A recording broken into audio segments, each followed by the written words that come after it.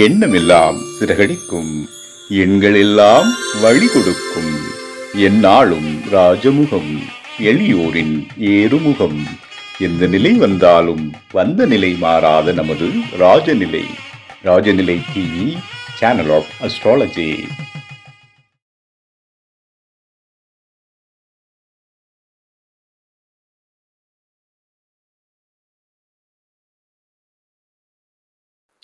வாழ்க வையகம், வாழ்க வையகம், வாழ்க வளமுடன். என் அம்மா அப்பா இருவருக்கும் வணக்கம். ஜோதிட குருமார்கள் அனைவருக்கும் வணக்கம்.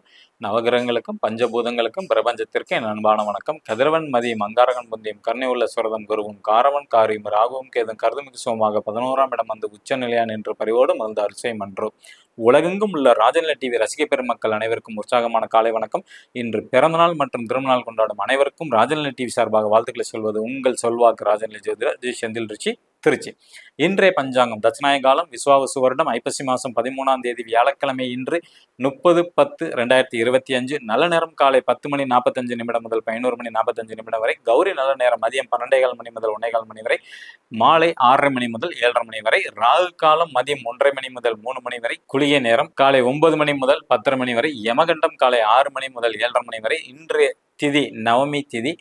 நட்சத்திரம் திருவோண நட்சத்திரம் மதியம் 2:56 வரை. பின்பு அவிட்ட நட்சத்திரம்.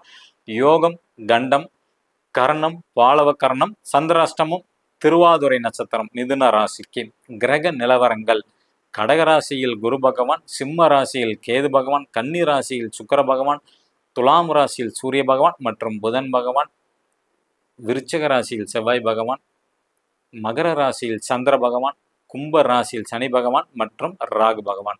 இன்னைக்கு நம்ம ஜோதிட குறிப்பில் பார்க்கக்கூடியது வந்து பார்த்தீங்கன்னா, வீட்டில் பெண்களுக்கு வந்து அதிகமாக தலைவலி வரதுக்கான காரணங்கள் வந்து பார்த்தீங்கன்னா, அதிகமாக வந்து அவங்களுக்கு மாத்திரை எடுத்தாலும் அல்லது வந்து பார்த்தீங்கன்னா ஹாஸ்பிட்டல் போயிட்டாலும் கொஞ்ச நாள் நல்லா இருப்பாங்க, மீண்டும் தலைவலி வரும்.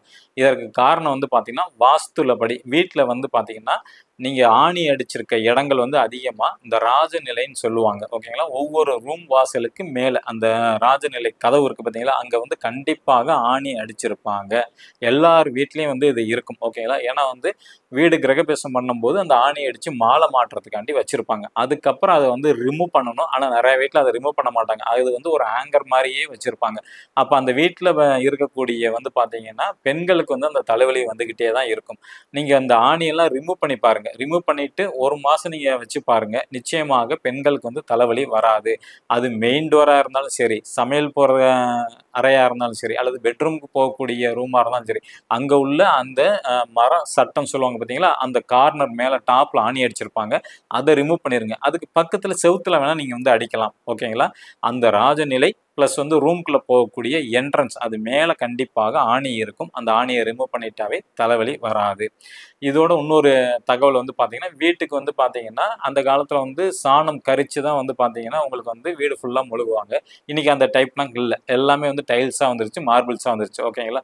ஸோ அப்போ இதுக்கு வந்து என்ன பண்ணலாம் அப்படின்னா, நீங்கள் பினாயில் போடுறது அல்லது டெட்டால் போட்டு வாஷ் பண்ணுறதுக்கு பதிலாக கற்பூரம் இருக்குது பார்த்தீங்களா, அது பச்சை கற்பூரம் பயன்படுத்தினாலும் ஓகே, அல்லது நார்மல் கற்பூரம் இருந்தாலும் ஓகே. அதை நல்லா தூள் பண்ணி அந்த தண்ணிக்குள்ளார மிக்ஸ் பண்ணி வீடு ஃபுல்லாக நீங்கள் வந்து தேய்ச்சி விட்டிங்கன்னா எறும்பு கொசு எதுவுமே வராது, ஓகேங்களா. புதுசாக பார்க்கக்கூடிய நண்பர்கள் இந்த மாதிரி ஒரு பர்மனெண்ட் மார்க்கர் வாங்கிக்கிங்க. ராஜநிலையோட அதிர்ஷ்டம் எண்ணை வந்து மணிக்கட்டில் வந்து எழுதிட்டு வாங்க, நிச்சயமாக உங்களுக்கு நல்ல அமைப்பை கொடுக்கும். எழுதும்போது உங்களோட தேவை என்ன அப்படிங்கிறத பார்க்கணும். நல்ல வேலை கிடைக்கணும், திருமணம் அல்லது குழந்தை பாக்கியம், வெளிநாட்டு போகக்கூடிய அமைப்பு, கார் வாங்குறது, இடம் வாங்குறது, நகை வாங்குறது, ஸோ வீடு வாங்குறது, வீட்டு மனை வாங்குறது, இது மாதிரி உங்களுக்கு என்ன தேவையோ அதை நினச்சிக்கிட்டே எழுதுங்க. தினைக்கும் நிச்சயமாக உங்களுக்கு சக்ஸஸ் கிடைக்கும். மேசராசி நண்பர்கள் என்று பயன்படுத்த வேண்டிய ராஜநிலையின் அதிர்ஷ்ட எண் 68. ரிஷபராசி நண்பர்கள் என்று பயன்படுத்த வேண்டிய ராஜநிலையின் அதிர்ஷ்ட எண் 88. மிதுன ராசி நண்பர்கள் என்று பயன்படுத்த வேண்டிய ராஜநிலையின் அதிர்ஷ்ட எண் 74. கடகராசி நண்பர்கள் என்று பயன்படுத்த வேண்டிய ராஜநிலையின் அதிர்ஷ்ட எண் 93. சிம்ம ராசி நண்பர்கள் என்று பயன்படுத்த வேண்டிய ராஜநிலையின் அதிர்ஷ்ட எண் 95. கன்னி ராசி நண்பர்கள் என்று பயன்படுத்த வேண்டிய ராஜநிலையின் அதிர்ஷ்ட எண் 16. துலாம் ராசி நண்பர்கள் என்று பயன்படுத்த வேண்டிய ராஜநிலையின் அதிர்ஷ்ட எண் 20. விருச்சிக ராசி நண்பர்கள் என்று பயன்படுத்த வேண்டிய ராஜநிலையின் அதிர்ஷ்ட எண் 04. தனுசு ராசி நண்பர்கள் பயன்படுத்த வேண்டிய ராஜநிலை அதிர்ஷ்ட எண் 26.